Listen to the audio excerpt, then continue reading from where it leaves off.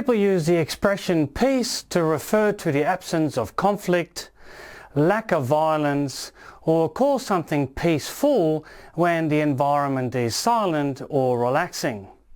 But I put it to you that the true peace means something completely different. Stick around to hear a new perspective.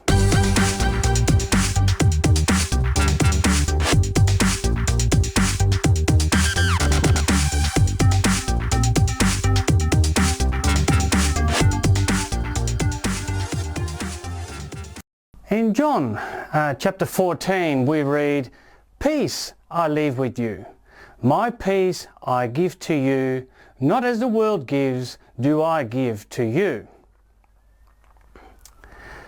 And quickly referring to Emanuel Swedenborg in his book series Arcana Celestia, we can read, "Heavenly peace flows in when the desires arising from the love of self and the love of the world are taken away. These are what take peace away, for they infest man's interiors." I want to read something to you from Emanuel Swedenborg. This from Heaven and Hell is probably his most famous work, from section 290. "On earth they call it peace when wars and conflicts between nations are over, or enmities and disagreements. They think inner peace is simply the peace of mind that we have when anxieties are banished, or especially the relief and delight when things turn out well for us. This may look like the effects of peace, but they do not come from real peace except in people who are focused on heavenly good. This is because peace occurs only in that good. This particular inflow causing peace of mind, relief of the spirit and consequent joy."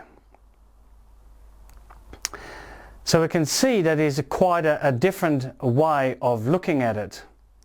But he goes on to say, "For people engrossed in evil, meaning selfish desires, though, there is no peace. There is an apparent calm and tranquility, a pleasure when they get their way, but that is outward only." In True Christian Religion, Swedenborg writes, "Those who enjoy a conscience live in tranquil peace and inward blessedness when they act accordance to conscience." And in Heaven and Hell, again, a slightly different section, "Divine peace is within the Lord, arising from the oneness of his divine nature." In other words, we find that when we act in accordance with our true nature, when there is no congruence between what we think and how we act, that we have the absence of inner conflict. You know, what we love is basically affects our state of mind. It affects our quality of being. And as a result of that, outer conflict, such as war and anxiety, etc., that comes as a result of our inner conflict, which in itself is caused by our selfish actions or selfish desires. So then inner conflict arises when we act in contrast to what we know to be true, and or when reality conflicts with our innermost desires. So outer peace is only possible as a result of inner peace, or inner spiritual harmony with what is good and true. And inner peace in itself then comes only from acting in accordance with our conscience, and therefore with what we know to be true. And this is also meant by John chapter 8 verse 32, "And you shall know the truth, and the truth shall set you free." It's the absence of conflict, and so beautifully depicted by this journey from Egypt to the Promised Land.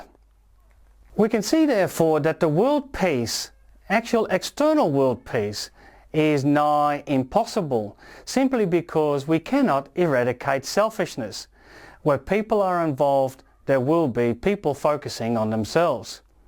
the best that we can actually hope for and fight for is eradicating our own inner selfishness and allow a peaceful state of mind to establish itself within us. And as a result of that, establish peace within our world. Well, that's all, folks. Thank you very much. Please like and share if you enjoyed it, or subscribe if you want to see more. And we'll see you next time. Thank you.